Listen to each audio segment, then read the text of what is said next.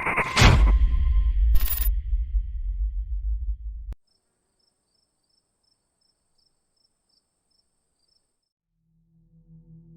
कथा घाबरवण्यासाठी नाही, ही त्या लोकांसाठी आहे जे मजबुरीने रात्रीच्या रस्त्यांवर उतरतात, जे आपल्या घरासाठी, आपल्या मुलांसाठी आणि कुटुंबासाठी प्रत्येक भीती सहन करतात. महामार्गावर धावणारा प्रत्येक ट्रक फक्त माल वाहत नाही, तो कोणाच्या आशा, कोणाची जबाबदारी आणि कोणाचं संपूर्ण आयुष्य घेऊन प्रवास करत असतो. कधीकधी माणूस विचार करतो की गंतव्यस्थानी पोहोचणं हाच सर्वात मोठा विजय आहे. पण काही रात्री अशा असतात जिथे रस्ताच माणसाला बदलून टाकतो. आज तुम्ही जे ऐकणार आहात ते कोणती अफवा नाही, कोणती काल्पनिक गोष्ट नाही, तर महाराष्ट्रातील तामिनी घाटाच्या धोकादायक उतारावर घडलेली एका ट्रक चालकाची खरी कहाणी आहे.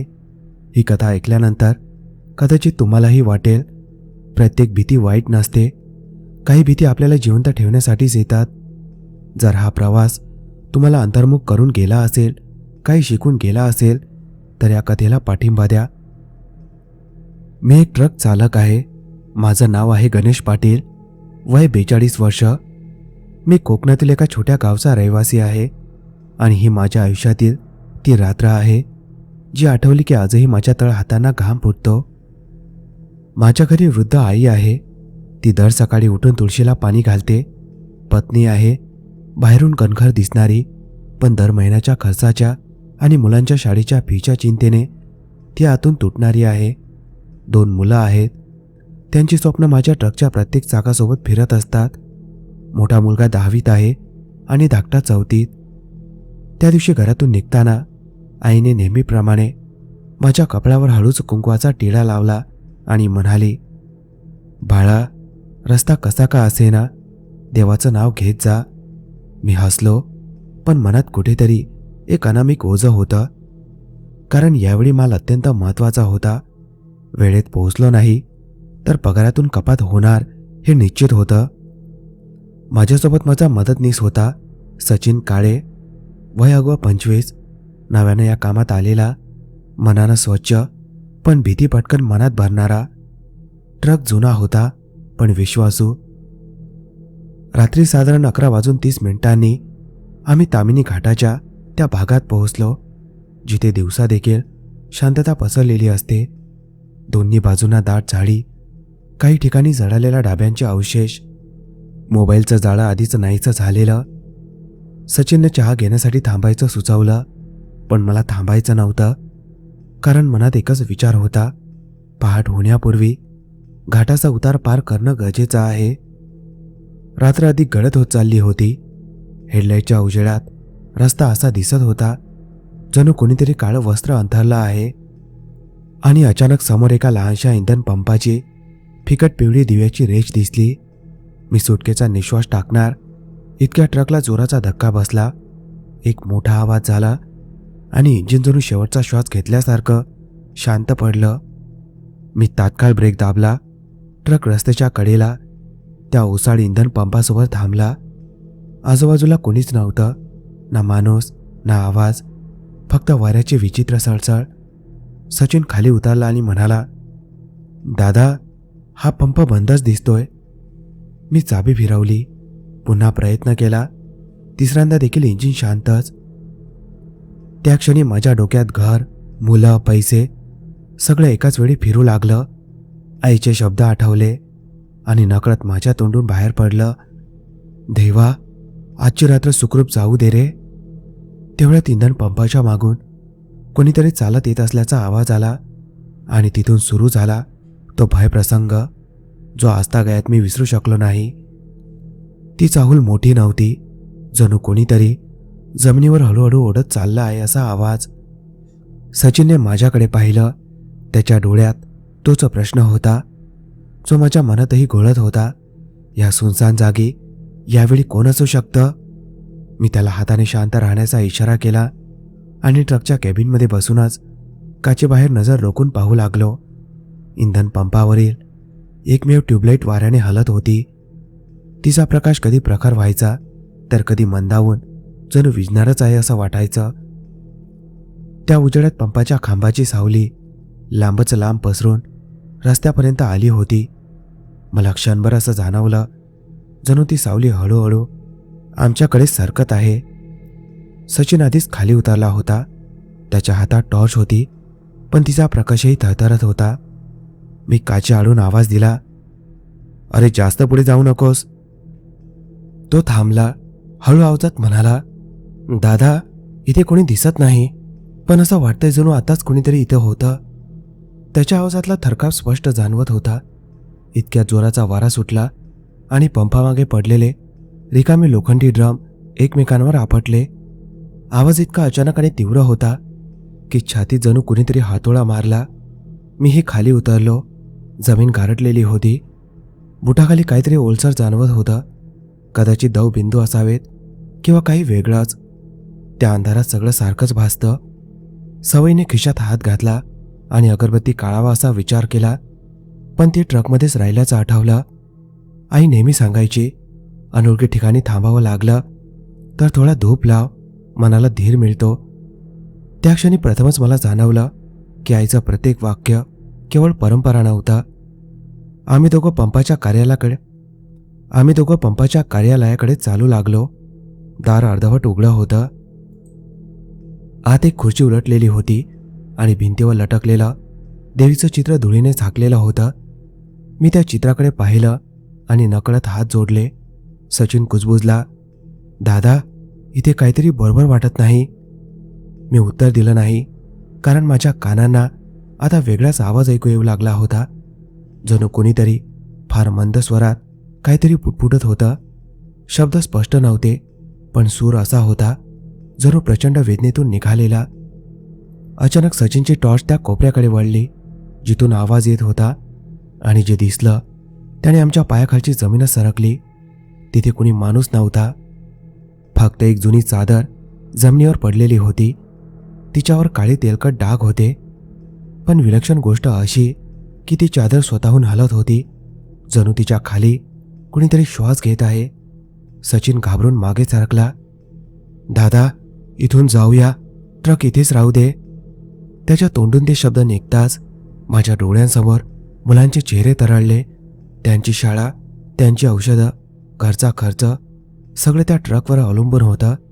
मी स्वतःला सावरत मोठ्याने म्हणालो, "कोणी नाही, घाबरू नकोस." पण माझ्या स्वतःच्या आवाजातही खात्री नव्हती. इतक्या बाहेरून एका स्त्रीच्या हास्याचा आवाज घुमला. ते हास्य साधं नव्हतं. त्यात आनंद नव्हता, थट्टा नव्हती. त्यात केवळ पोकळी होती. अशी पोकळी जी माणसांच्या हाडांपर्यंत थंडी पोचवते. सचिनच्या डोळ्यात पाणी दाटलं. मी त्याचा खांदा पकडला. "ज्या देवाचं नाव आठवते ते जप," मी म्हणालो.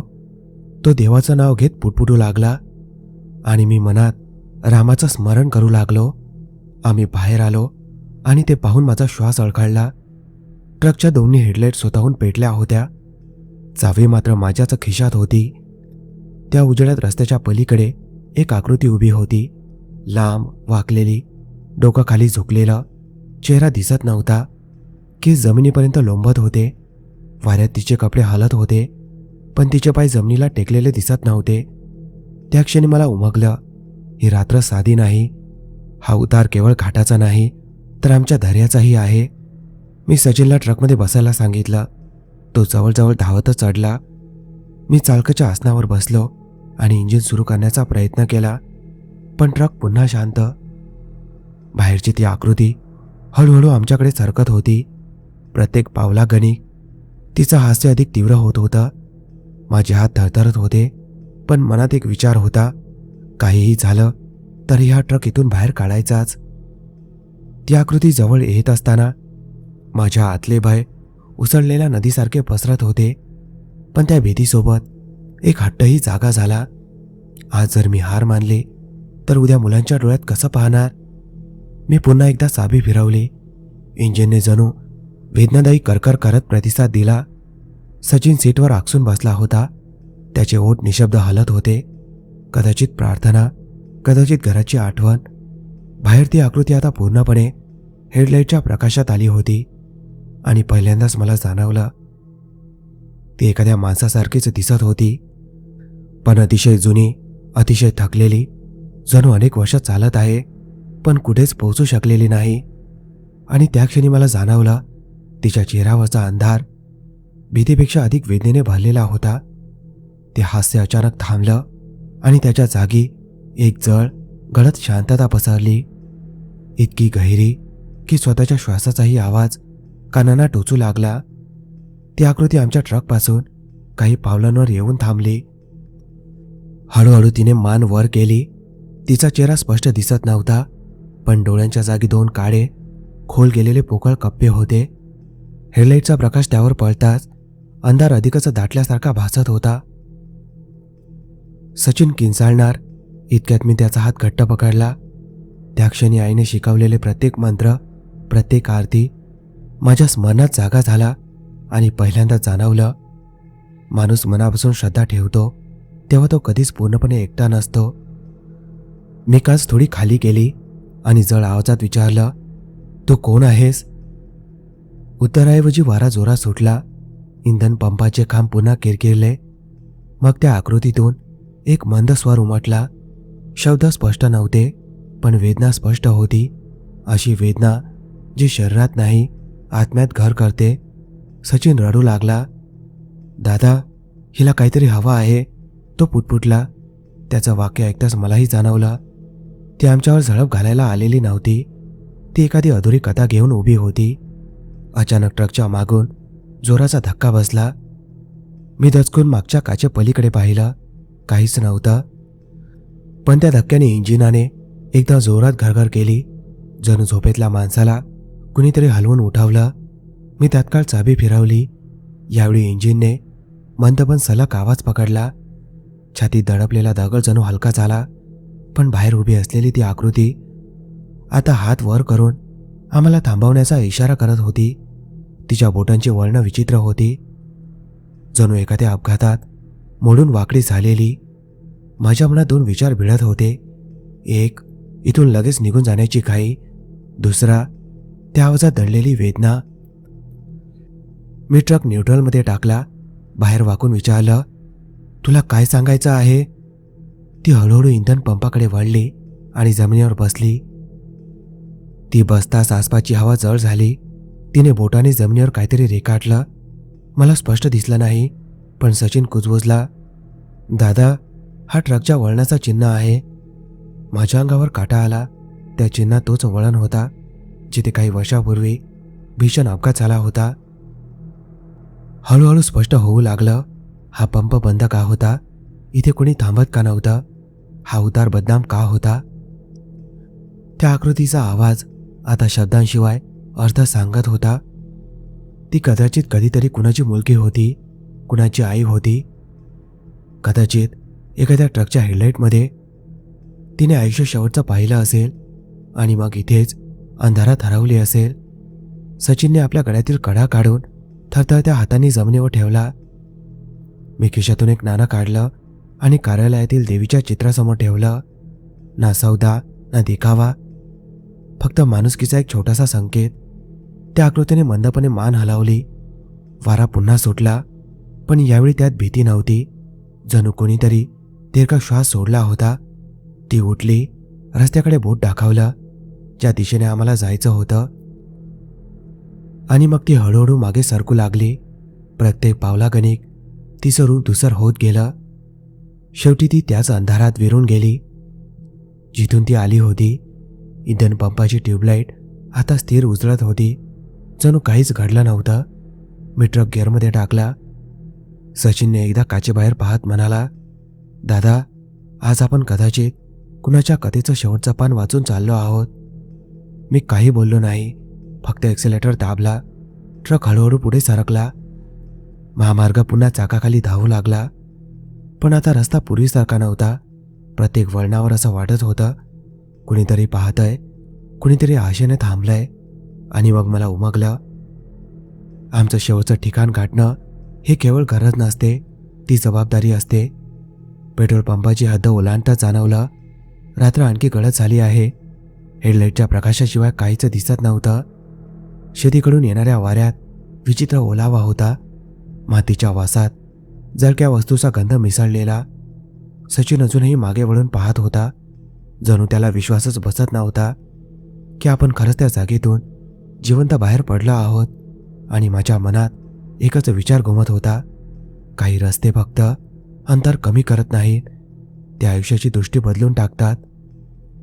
मी वेग थोडा वाढवला, पण मनात एक विचित्र भीती घर करून बसली होती. हा उतार आपल्याला इतक्या सहजासहजी सोडणार नाही. थोड्याच अंतरावर गेलो असू, इतक्या ट्रकचा रेडिओ आपोआप सुरू झाला. तो तर महिन्यापासून बंद होता. सुरुवातीला किरकिर असा आवाज, जणू जुन्या तपकडीवर सुई अडकली आहे. आणि मग अचानक एक अतिशय जुनी लोकधून वाजू लागली. ती धून मी लहानपणी जत्रेत ऐकली होती, पण या सुनसान महामार्गावर, या गडद रात्रीत तो सूर छातीवर हातोड्यासारखा आपटत होता. सचिनने घाबरून रेडिओ बंद करण्याचा प्रयत्न करू लागला, पण नॉब फिरतच नव्हता. उलट आवाज वाढतच चालला होता. त्याच क्षणी मला जाणवलं, जणू ट्रकच्या मागे कोणीतरी चालत आहे. मी आरशात पाहिलं, काहीच दिसलं नाही, पण मन सांगत होतं, आपण एकटे नाही. ज्या ठिकाणापासून उतार सुरू होतो तिथे रस्ता अचानक तीव्र उतरण घेतो. मी गिअर कमी केला आणि ब्रेकवर पाय ठेवला. तेवढ्यात सचिन किंचाळला, दादा पुढे पहा. हेडलाईटच्या प्रकाशात रस्त्याच्या मधोमध तिचं सावली उभी होती, पण यावेळी ती एकटी नव्हती. तिच्या मागे अजून धुसर आकृत्या होत्या, जणू अनेक सावल्या एकमेकीत मिसळल्या होत्या. माझे हातपाय बधीर झाले. मेंदू म्हणत होता, ब्रेक मार, पण हृदय म्हणत होता, थांबलास तर पुन्हा तीच कहाणी सुरू होईल. मी पुन्हा ताकदीने एक्सेलेटर दाबला. ट्रकची यंत्रणा किंचाळल्यासारखी झाली. ती सावली आमच्या समोरून बाजूला सरकू लागली, पण तिचे डोळे अजूनही आमच्यावर खिळलेले होते. सचिनने डोळे घट्ट मिटले आणि मोठ्याने देवाचं नाव घ्यायला सुरुवात केली. त्याचा आवाज थरथरत होता, पण त्यात एक निकड श्रद्धा होती. कदाचित तीच श्रद्धा आम्हाला पुढे ढकलत होती. उताराच्या मधोमध पोहोचताच रस्त्याच्या दोन्ही बाजूंची झाडं अचानक खूप जवळ आली. त्यांच्या फांद्या वाऱ्यात अशा हलत होत्या, जणू कुणीतरी हात पसरून रस्ता अडवत आहे. ट्रकच्या बॉडीला काहीतरी आपटलं, कदाचित सुकलेली फांदी, पण त्या आवाजाने माझ्या आत दडलेली भीती पुन्हा उफाळून आली. मला भासू लागलं, कुणीतरी ट्रकला पकडून मागे ओढत आहे. वेग कमी होऊ लागला. इंजिन पुन्हा जड श्वास घ्यायला लागलं. मी मनमन शपथ घेतली, आता जर जिवंत बाहेर पडलो तर आईला कधी एकटं सोडणार नाही, मुलांच्या शिक्षणात कधी कमी पडणार नाही, आणि हे काम केवळ उदरनिर्वाह नव्हे तर जबाबदारी समजून करीन. अचानक सचिनने माझा हात पकडला. दादा मागे वळून पाहू नका. त्याच्या आवाजात इतकी भीती होती की मी मागे पाहायची हिंमतच केली नाही. फक्त पुढे पाहत राहिलो, जिथे रस्ता थोडा सरळ होऊ लागला होता. अचानक जोराचा धक्का बसला. ट्रक उडी मारल्यासारखा वर गेला, जणू कुणीतरी खाली पकडून अचानक सोडून दिला. त्याच क्षणी रेडिओ बंद झाला. वाऱ्याचा आवाज सामान्य झाला. झाडं मागे सरकू लागली. मला जाणवलं, उताराचा सर्वात धोकादायक भाग कदाचित मागे राहिला आहे. तरीही मन पूर्ण शांत झालं नव्हतं, कारण या महामार्गाने मला शिकवलं होतं, इथे काहीच एकदाचं संपत नाही. आम्ही थोडं पुढे जाऊन थांबलो. सचिनने खोल श्वास घेतला. दादा आज इथेच थांबू असं वाटलं होतं. तिच्या चेहऱ्यावर घाम, डोळ्यात भीती, पण आत कुठेतरी नवीन ताकद जन्माला आली होती. मी ट्रक पुन्हा सुरू केला. मनाशी ठरवलं, ही रात्र अधुरी सोडायची नाही, कारण आता गंतव्य आता फक्त ठिकाण उरलं नव्हतं, ती आमच्या दर्याची कसोटी झाली होती. उतार मागे राहिला. ट्रक आता सपाट रस्त्यावर धावत होता. तरीही असं वाटत होतं, चाक एखाद्या अदृश्य गोष्टीवरून फिरत आहे. सचिन खूप शांत झाला होता, अतिशय शांत. त्याची शांतता त्याच्या भीतीपेक्षा जास्त भयानक वाटू लागली. मी विचारलं, सगळं ठीक आहे ना? तो काही क्षण काहीच बोलला नाही. मग खोल श्वास घेत म्हणाला, दादा एक सांगू? त्याच्या आवाजात काहीतरी वेगळंच होतं. मी तात्काळ वेग कमी केला. तो म्हणाला, जेव्हा आपण पेट्रोल पंपावर थांबलो होतो तेव्हा ती बाई मी फक्त बाहेरच पाहिली नव्हती, ती ट्रकच्या मागेही उभी होती, अगदी जवळ, इतकी जवळ की तिने माझ्या कानाजवळ येऊन काहीतरी कुजबुजलं होतं. सचिनचे हात थरथरत होते. तो म्हणाला, दादा, शब्द स्पष्ट ऐकू आले नाहीत, पण एकच भावना पुन्हा पुन्हा जाणवत होती. थांबू नका, थांबलात तर इथेच राहाल. ते ऐकत्या संघावर शहारा आला, कारण हाच विचार माझ्याही मनात सतत उठत होता. महामार्ग आता अधिकच ओसाळ झाला होता. ना एखादा ढाबा, ना दुसरा ट्रक, ना एखादी दूरची लाईट. मोबाईल तर केवळ खिशातील निष्पन्न वस्तू झाला होता. फक्त ट्रकची हेडलाईट, इंजिनचा आवाज आणि त्या दोघांच्या मध्ये आमच्या धडधडणाऱ्या छात्या. मला आठवलं, या पट्ट्याला लोक मौन पट्टी म्हणतात. इथे अनेक अपघात झाले होते. काही लोक अचानक बेपत्ता झाले होते. जे वाचले त्यांनी कधी उघडपणे सांगितलं नव्हतं. क्षणभर वाटलं आपणही त्या न सांगितलेल्या कहाणीचा भाग बनत चाललो आहोत. अचानक ट्रकच्या आत थंडी वाढू लागली. बाहेरचं हवामान तसंच होतं, पण केबिनमध्ये गारवा शिरत होता. सचिनने आपली शाल घट्ट आवळली. मी हीटर सुरू करण्याचा प्रयत्न केला, पण त्याहूनही थंड वाऱ्याची झुळूकच आली. काचांच्या कडांवर हलकी धुरकट वाफ साचू लागली आणि त्या वाफेत जणू कोणीतरी बोटाने काहीतरी लिहिलं होतं. मी नीट वाचू शकलो नाही. सचिन कुजबुजला, दादा, हे रस्त्याचं नाव आहे. माझी नजर क्षणभर थिजली, कारण तेच नाव मी आधीही ऐकलं होतं. अपघातांसोबत, बेपत्ता झालेल्या लोकांसोबत. रस्त्याच्या कडेला एक मोलकडीस आलेलं मंदिर दिसलं. अर्धछप्पर कोसळलेलं, आत गडद अंधार, पण समोरच्या भिंतीवर जुन्या दिव्याच्या काळ्या काजळीचे डाग अजूनही होते. काही न विचारता मी ट्रक बाजूला घेतला. सचिनने आश्चर्याने पाहिलं, पण काही बोलला नाही. आम्ही खाली उतरलो. खिशातून अगरबत्ती काढली. आश्चर्य म्हणजे ती वाचली होती. ती पेटवून मंदिरासमोर ठेवली. ना मंत्र आठवत होते, ना कोणता विधी. फक्त मनापासून हात जोडले. त्या क्षणी जाणवलं, वारा थोडा मृदू झाला आहे. परत ट्रकमध्ये बसताच इंजिनचा आवाज आधीपेक्षा स्थिर वाटू लागला. सचिनने पहिल्यांदा हलकीशी स्मित दिली, पण ती जास्त वेळ टिकली नाही. काही अंतरावर पुढे रस्त्याच्या मधोमध एक ट्रक उभा दिसला. पूर्ण अंधारात, ना दिवे ना हालचाल. मी हॉर्न दिला, काही प्रतिसाद नाही. जवळ गेलं तर तो ट्रक फार जुना होता. नंबर प्लेट गंजलेली, कॅबिन रिकामी, पण चालकाच्या सीटवर काळपट सुकलेल्या रक्तासारखे डाग दिसत होते. सचिनचा धीर सुटला. दादा, आपण परत फिरूया का? मी त्याच्याकडे पाहिलं. पहिल्यांदाच कठोर आवाजात म्हणालो, मागे जाण्याचा रस्ता इथल्यापेक्षा जास्त धोकादायक आहे. हे बोलताना मलाच खात्री नव्हती, पण माहीत होतं, मागे वळणं म्हणजे पुन्हा त्या उतराच्या कुशीत जाणं, आणि ती कुशी माणसांना परत देत नाही. आम्ही तो ट्रक ओलांडून पुढे निघालो. अचानक आमच्या ट्रकवर जणू कुणीतरी दगड मारल्यासारखा आवाज झाला. सचिन किंचाळत मागे पाहू लागला. काहीच नव्हतं, फक्त रस्ता, अंधार आणि हळूहळू आत्म्यात झिरपणारी शांतता. आता मला उमगू लागलं. हा प्रवास केवळ भीतीचा नाही, ही आमच्या धैर्याची, श्रद्धेची आणि नात्यांची कसोटी आहे. आणि ती अजून संपलेली नाही. त्या दगडासारख्या आवाजानंतर कॅबिनमध्ये अजब शांतता पसरली. अशी शांतता जिथे शब्द नसतात, फक्त भीती श्वास घेत असते. सचिनने बाहेर पाहणं बंद केलं होतं. मी त्या रस्त्यावरून नजर हटवू शकत नव्हतो. दोघांनाही ठाऊक होतं, पुढे जे येईल ते आधीपेक्षा सोपं नसेल. या भागात रात्र अधिक गडद होत जाते. जणू अंधारही इथे येऊन थांबतो. काही किलोमीटर पुढे गेल्यावर हेडलाईटच्या प्रकाशात रस्त्याच्या कडेला काहीतरी पडलेलं दिसलं. पहिल्यांदा वाटलं एखादा मोठा दगड असेल, पण जवळ जाताच छातीत धडकी भरली. ती एक बस होती, अर्धवट जळालेली, खिडक्या फुटलेल्या, बॉडीवर काळ्या जळक्या खुणा स्पष्ट. ती बस रस्त्याच्या थोडी खाली खड्ड्यात अडकली होती.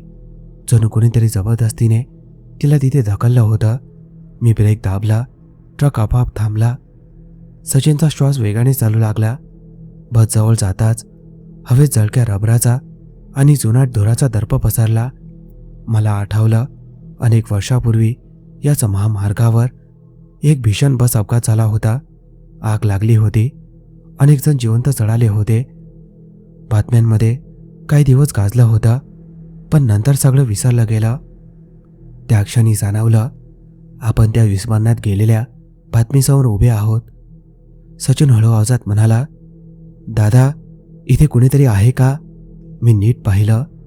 बसच्या मागे एक माणूस बसलेला दिसला. मळकट कपडे, विस्कटलेले केस, डोळ्यात भीती आणि प्रचंड थकवा. तो जिवंत होता हे ओंगायला मला क्षणभर लागला. तो सावकाश उठला आणि आमच्याकडे येऊ लागला. त्याची चाल डगमगत होती. त्याने आमच्याकडे निरखून पाहिला आणि म्हणाला, थांबू नका. तेच शब्द आधी ऐकलेले. माझ्या अंगावर काटा उभा राहिला. मी विचारलं, इथे काय घडलं होतं? तो काही क्षण शांत राहिला. मग मंद स्वरात म्हणाला, रात्र, उतार, आग आणि ते लोक जे दिसत नाही. त्याच्या आवाजात अशी वेदना होती जी शब्दात मावणारी नव्हती. सचिनने पाण्याची बाटली पुढे केली. त्याने एक घोट घेतला आणि रस्त्याकडे बोट दाखवत म्हणाला, जो कोणी या रस्त्यावर थांबला तो पूर्णपणे बाहेर पडला नाही. काही इथेच राहिले, काहींच्या सावल्या. त्याच्या डोळ्यात पाणी आलं. तो म्हणाला की तो त्या बसचा वाहक होता. अपघातानंतर सगळ्यांनी त्याला मृत समजून सोडलं, पण तो कसाबसा वाचला. पण मी या महामार्गातून कधीच बाहेर पडू शकलो नाही. तो म्हणाला, जणू रस्त्यानेच मला जाऊ दिलं नाही. माझ्या मनात भीतीसोबत रागही दाटून आला. रस्त्यावर, व्यवस्थेवर आणि कदाचित नियतीवरही. मी त्याला ठामपणे सांगितलं, आम्ही थांबणार नाही, आम्हाला पुढे जायचं आहे. त्याने माझ्या डोळ्यात पाहिलं, हळूच मान हलवली. देवाचं नाव घेत राहा आणि मागे वळून पाहू नका. पुन्हा तीच सूचना, तीच चेतावणी. आम्ही ट्रकमध्ये बसलो. सचिनच्या डोळ्यातून अश्रू वाहत होते, पण तो ते लपवण्याचा प्रयत्न करत होता. मी ट्रक सुरू केला. इंजिनाने कोणतीही अडखळ न करता आवाज पकडला. जणू त्यालाही या कथेचा भाग असल्याची जाणीव झाली होती. बस मागे टाकताना क्षणभर जाणवलं, कुणीतरी ट्रकच्या बॉडीला स्पर्श करून गेलं. एक गार झोत. पण मी मागे पाहिलं नाही. थोडं पुढे गेल्यावर रस्त्यावर हलकीशी प्रकाश रेषा दिसू लागली. कदाचित एखादं गाव. सचिनने सुटकेचा निश्वास टाकला. दादा, पुढे वस्ती दिसतंय. पण माझ्या मनात शंकेची छाया दाटली. या महामार्गाच्या नकाशात इथे कोणतंही गाव नव्हतं. जसं आम्ही जवळ गेलो, रस्ता आपोआप अरुंद होत गेला. दोन्ही बाजूंना मातीची घरं दिसू लागली. काही मोलकळीस आलेली, काही अर्धवट जळालेली, काही अशी की जणू अनेक वर्षापासून कोणी हात लावलेला नाही. कुठेही माणूस दिसत नव्हता. फक्त पिवळसर बल्ब जळत होते. दरवाजे उघडे, पण आतून कोणताही आवाज नाही. सचिन कुजबुजला, दादा, हे गाव जिवंत वाटत नाही. त्याचं वाक्य ऐकताच माझी धडधड वाढली. आम्ही ट्रक गावाच्या मधून हळूहळू नेत होतो. अचानक रस्त्याच्या मधोमध एक वृद्ध स्त्री उभी दिसली. पांढरे कपडे, डोक्यावर पदर, हातात काठी. मी तात्काळ ब्रेक दाबला. ट्रक थांबला. ती हळूहळू आमच्याकडे आली. तिच्या डोळ्यात भीती नव्हती, फक्त एक गोल थकवा. ती शांतपणे म्हणाली, रात्री इथे कोण थांबतं? तिचा आवाज अगदी सामान्य, जणू एखादी साधी गावातील आजी. मी सगळं सांगितलं नाही, फक्त एवढंच म्हटलं की रस्ता चुकलो आहोत. तिने खोल श्वास घेतला. या गावात कोणी रस्ता विचारत नाही, ती म्हणाली. इथून फक्त निघून जायचं असतं. मग तिने सचिनकडे पाहिलं. भीती मनात साठवू नकोस, नाहीतर तीच तुला इथे रोखून ठेवेल. सचिनचे डोळे पुन्हा पाणावले. जणू कोणीतरी त्याच्या मनात डोकावलं होतं. त्या वृद्धेने पुढे जाण्याचा इशारा केला. सरळ चालत राहा, मागे वळून पाहू नका. कोणतीही हाक आली तरी. पुन्हा तीच सूचना. आता हे केवळ योगायोग उरलं नव्हतं. मी टक पुढे सरकावला. गाव मागे सरकू लागलं, पण मनात एक प्रश्न घट्ट बसला होता. हे गाव खरंच होतं का, की ते फक्त त्या रस्त्याचं आणखी एक रूप होतं? ट्रक गावाच्या सीमेबाहेर पळताच मागच्या आरशातलं दृश्य हळूहळू अंधारात विरघळू लागलं. गावच्या शेवटच्या टोकाला पोहोचताच मागून मुलांच्या हसण्याचा आवाज आला. निर्दोष, जिवंत, निरागस. सचिनचा हात आपोआप दरवाजाकडे गेला. मी जोरात म्हणालो, मागे पाहू नकोस. त्याची बोटं तिथेच थिजली. गाव मागे पळताच रस्ता पुन्हा महामार्गात बदलला. पिवळसर प्रकाश क्षणार्धात नाहीसा झाला आणि अंधार पूर्वीपेक्षा अधिक गडद झाला. पण यावेळी मनात थोडासा विश्वासही होता. जणू कोणीतरी योग्य दिशा दाखवून गेलं होतं. सचिन खोल श्वास घेत म्हणाला, दादा, आज वाचलो तर हे काम वेगळ्या नजरेने पाहील. त्याचे शब्द ऐकून मुलांची आठवण झाली. आणि डोळे नकळत ओलावले. तेवढ्यात दूरवर एक फलक दिसला. त्यावर आमच्या गंतव्याचं नाव लिहिलेलं होतं. अजून बरेच किलोमीटर बाकी होते, पण पहिल्यांदाच जाणवलं आपण योग्य मार्गावर आहोत. इंजिनचा आवाज स्थिर होता. वारा हलका झाला होता. तरीही मन सांगत होतं, या रात्रीची शेवटची कसोटी अजून बाकी आहे. गाव मागे राहिलं, पण त्यानंतर आलेली शांतता अधिकच जळ होती. अशी शांतता की इंजिनचा आवाजही परका वाटावा. सचिनने सीटची पकड घट्ट केली होती. मी स्टेअरिंग घट्ट धरून बसलो होतो. जणू क्षणभर दुर्लक्ष केलं तर ही रात्र आपल्याला गिळंकृत करेल. वारा आता समरून नाही तर चारही बाजूनी फिरत आदळत होता. जणू कुणीतरी आपल्याला वेढून उभा आहे. काही अंतरावर रस्ता पुन्हा उतरायला लागला. हा उतार वेगळाच होता. रस्त्यावर काळे डाग, जुन्या ब्रेकच्या खुणांसारखे, कडेला जळालेलं गवत. सचिन कुजबुजला, दादा, हा शेवटचा उतार असावा. त्याच्या आवाजात भीतीपेक्षा थकवा जास्त होता. मी गिअर कमी केला आणि ट्रक सावधपणे उतारायला सोडला. अचानक हेडलाईटमध्ये काहीतरी चमकलं. मी ब्रेक दाबला, पण उशीर झाला होता. ट्रक त्या वस्तूवरून गेला. एक तीव्र किरकिर आवाज झाला आणि ट्रक डावीकडे झुकला. सचिन किंचाळला. कसाबसा ताबा ठेवून ट्रक बाजूला उभा केला. खाली उतरलो. पुढचा टायर फुटला होता. छातीत धस्स झालं, कारण इथे थांबणं म्हणजे पुन्हा त्या नियमाचा भंग. वारा जोरात सुटला आणि त्यासोबत ते हास्य घुमलं. यावेळी एकटं नव्हतं. अनेक आवाज, कुठं रडणं, कुठं राग, कुठे उपहास. सचिन थरथरत म्हणाला, दादा, हे सगळे तेच आहेत जे इथे अडकले. मी टायरकडे पाहिलं, मग आकाशाकडे. मनात पहिल्यांदा स्पष्ट विचार आला, आज इथून निघालो नाही तर उद्या आपली कहाणी कुणीतरी सांगत बसेल. मी स्टेपनी काढली. हात थरथरत होते, पण मन विचित्रपणे शांत होतं. सचिन टॉर्च धरून उभा होता. त्या प्रकाशात मला रस्त्याच्या कडेला सावल्या दिसू लागल्या. त्या जवळ येत नव्हत्या, फक्त पाहत होत्या, जणू वाट बघत होत्या. आपण हार मानावी. मी आईने बांधलेला दोरा मनगटावर घट्ट केला आणि मनात देवाचं नाव घेत राहिलो. प्रत्येक बोल फिरत असताना जाणवत होतं, कुणीतरी अदृश्य शक्ती हातांना बळ देत आहे. अचानक सचिन थबकला. दादा, तिकडे बघा. मी वर पाहिलं. ती स्त्री समोर उभी होती. यावेळी तिचा चेहरा स्पष्ट दिसत होता. भीतीदायक नाही, फक्त अतिशय थकलेला. तिच्या डोळ्यात राग नव्हता, तक्रार नव्हती, फक्त एक विनंती. तिने हळूच त्या रस्त्याच्या भागाकडे इशारा केला जिथे आम्ही ब्रेक उशिरा मारला होता. मला समजलं, हा शेवटचा इशारा आहे, शेवटची मदत. टायर बसवून झाला. क्षणात वारा शांत झाला. हास्य मंदावलं. सावल्या मागे सरकल्या. मी सचिनकडे पाहिलं. त्याच्या डोळ्यात भीतीसोबत विश्वासही होता. आम्ही ट्रकमध्ये बसलो. इंजिन एकाच प्रयत्नात सुरू झालं. उतार संपताच हेडलाईटमध्ये सरळ, लांब, खुला रस्ता दिसला. पहिल्यांदाच पूर्णपणे रिकामा. छातीतलं ओझं थोडं हलकं झालं.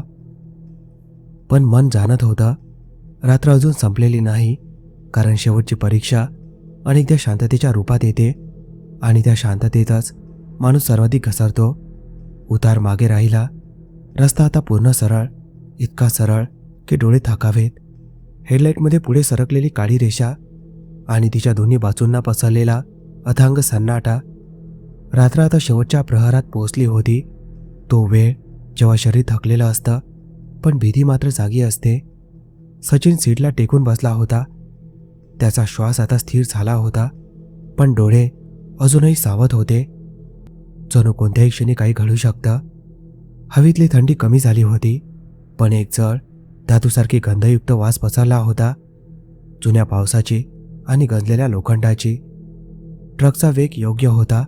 इंजिन स्थिर होतं.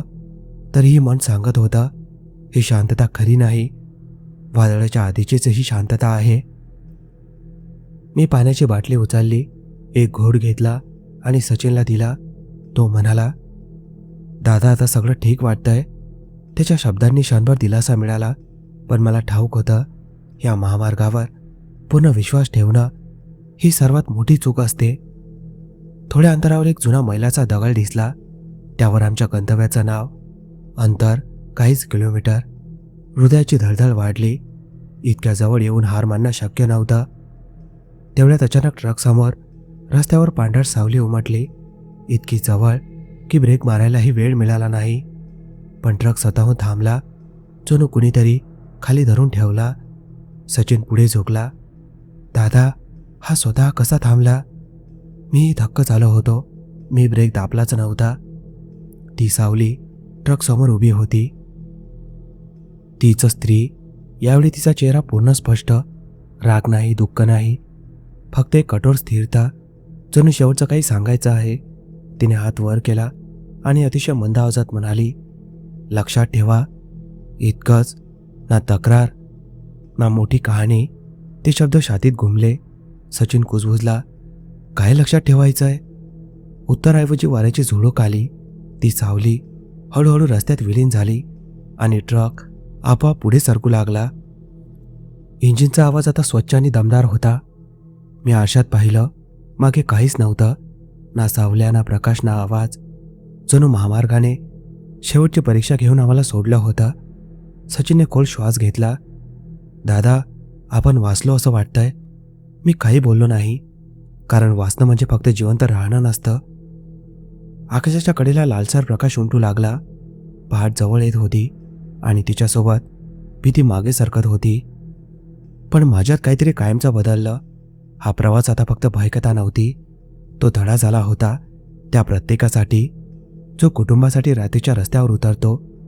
सचिन खिडकीबाहेर पाहत म्हणाला, दादा, सूर्य उगवतोय. त्याच्या आवाजात दिलासा होता. आमचं ठिकाण जवळ आलं होतं. गोदामांच्या लाईट दिसू लागल्या. इथं ट्रकांची हालचाल ऐकू येऊ लागली. जीवन पुन्हा नेहमीच्या लयीत. पण मला ठाऊक होतं, ही कथा इथे संपत नाही, कारण आपण अनुभवलेली रात्र, ते चेहरे, त्या सावल्या, त्या आयुष्यभर सोबत राहणार होत्या. कारण महामार्गावर ट्रक एकटे धावत नाहीत. त्यांच्यासोबत माणसाची निष्ठा आणि नियतीही धावत असते. ताम्हिणी घाटाचा तो उतार आजही तिथेच आहे. लोक म्हणतात आता सगळं ठीक आहे. कदाचित खरं असेल, कदाचित नाही. पण माझ्यासाठी तो उतार एक शिकवण बनला आहे. प्रत्येक भीती हल्ला करत नाही. काही भीती मार्ग दाखवायला येतात. मी आजही ट्रक चालवतो. सचिन आजही माझ्यासोबत आहे. पण जेव्हा रात्र गळत होते आणि रस्ता ओसाळ, आम्ही एकमेकांकडे पाहतो, काहीही न बोलता. कारण काही प्रवास माणसाला कायमचा शहाणा करून जातात. आणि हीच माझी कहाणी, भीतीची, विश्वासाची